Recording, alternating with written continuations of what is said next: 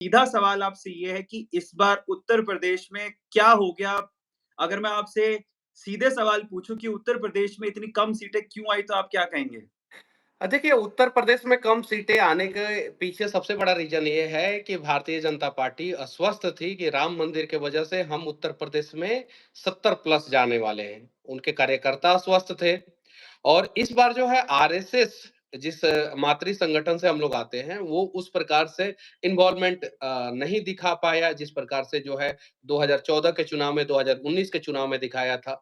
हुँ। ये सबसे बड़ा कारण और साथ ही साथ उत्तर प्रदेश, बिहार और राजस्थान में सीटें कम होने के पीछे का सबसे बड़ा रीज़न जो है, वो कहीं नहीं तो कहीं जो है जो अग्निवीर योजना थी, उसको जो है अंडर करंट जो है उस चीज़ को लोगों ने नहीं समझ पाया, राजनीतिक गलियारे में लोग नहीं समझ पाए, वो युवाओं के दिल में था एक चीज़ें और वो जो है बैकफायर किया और अग्निवीर की वजह से जो है 50 सीटें जो है नुकसान हुआ।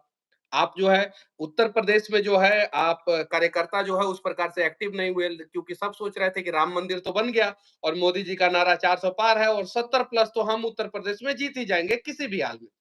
तो कार्यकर्ता अस्वस्थ हो गए, अपने घरों में रह गए, वो जो है उस प्रकार से एक्टिव नहीं हुए। तो उत्तर प्रदेश में इस कारण से जो है किसी भी हाल में जो है 25 से 30 सीटों का लॉस हो गया। पर मनीष कश्यप भाई, आपको ये नहीं लगता कि यूपी को एटलीस्ट राम मंदिर, इतनी बड़ी 500 साल लग गए उस मंदिर को बनाने में, हिंदुओं की आस्था है। इतना बड़ा एक एक काम करने के बाद बीजेपी 1 वोट तो डिज़र्व करती थी, एक बार के लिए तो कम से कम डिज़र्व करती थी यूपी से। एक एक कहानी जो है पूरी दुनिया को जाननी चाहिए। हाँ, सियालकोट एक जगह है पाकिस्तान में, जहाँ पे आज़ादी के बाद जो है लोगों के अंदर जो है लड़ाई हुआ। फिर सोचा गया वो लोग बोले हिंदू लोग बोले कि इसे जो है भारत में मिला देना चाहिए और मुस्लिम लोग बोले कि इसे पाकिस्तान में मिला देना चाहिए। सियालकोट में मुसलमानों की जनसंख्या सिर्फ़ और सिर्फ़ 1,35,000 था उस समय, 1947 में और हिंदुओं की जनसंख्या जो है 2,50,000 था। यानी हुँ, मुसलमानों के जनसंख्या से हिंदुओं की जनसंख्या 1,15,000 ज़्यादा था।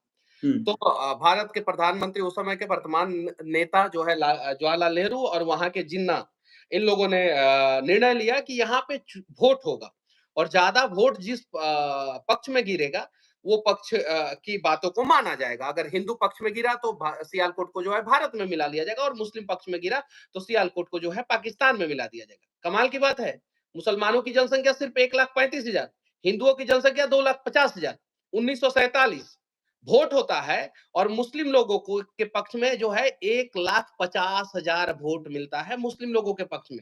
जनसंख्या 1,35,000 वोट मिलता है 1,50,000 यानी 15,000 हिंदू वोट दिए थे। ठीक है? और हिंदुओं के पक्ष में सिर्फ़ और सिर्फ़ 1,25,000 वोट गिरता है। सिर्फ़ 1,25,000 वोट। यानी कहने का मतलब है कि 1,25,000 हिंदू तो वोट ही नहीं दिए या वोट दिए तो वो मुसलमानों के पक्ष में वोट दे दिए।